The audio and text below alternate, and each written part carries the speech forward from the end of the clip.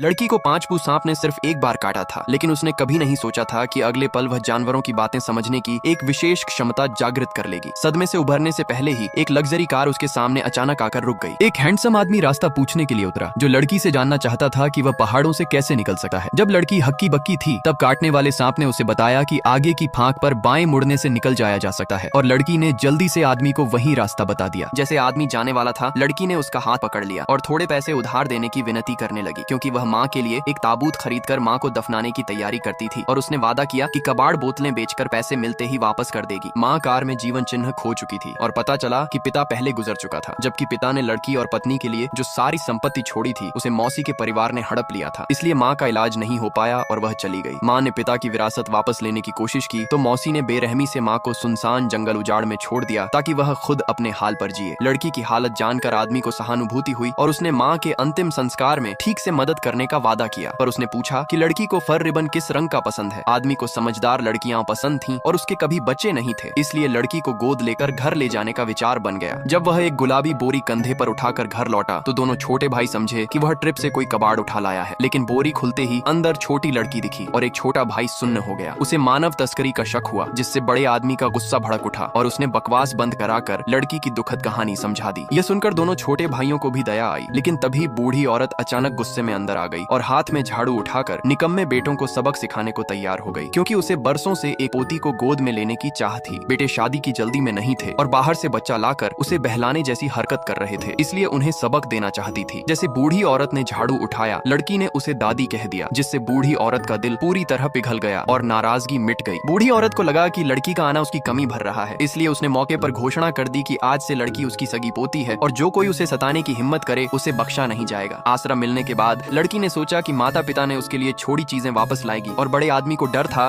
कि वह अकेली खतरे में न पड़ जाए, इसलिए दूसरे भाई और तीसरे भाई को लेकर लड़की के साथ घर गया। घर पर पिता और माँ की तस्वीरें देखकर लड़की के मन में उदासी छा गई और उसका गला रूंध सा गया। बड़े आदमी ने देखा और ढाढ़स दिया कि अब से उसका घर लड़की का घर है और वह अकेली नहीं है। तभी एक आवारा बिल्ली अचानक अंदर आ गई और खतरे की तेजी से चेतावनी देकर लड़की को भागने कहने लगी, और लड़की हैरान रह गई, क्योंकि उसने महसूस किया वह बिल्ली की बात स्पष्ट समझ सकती है, और सांप की बात याद आते ही समझ गई कि उसकी क्षमता जागृत हो गई है। जबकि आदमी को लगा कि लड़की को बुखार है और वह बोल रही। बिल्ली ने चेतावनी दी कि एक खतरनाक वांछित अपराधी दिनों से रेकी कर रहा था और दरवाजे पर हत्या करने को तैयार था, जिससे लड़की डर गई और बड़े आदमी को खींचकर निकलने लगी। बड़े आदमी ने उसे रोका और दरवाजे के बाहर दोनों भाइयों को बुला लिया। दोनों भाई तुरंत दौड़कर अंदर आए, लेकिन अंदर आकर देखा कि वहाँ कोई वांछित अपराधी नहीं था, और बड़ा आदमी बस अपने हाथों में पकड़ी बिल्ली को देखकर चुप रह गया, जिससे दोनों भाई चौंक गए। लड़की ने मौका देकर दरवाजा झट बंद कर दिया, फिर दूसरे बड़े आदमी का हाथ पकड़कर कहा कि वह झूठ नहीं बोल रही।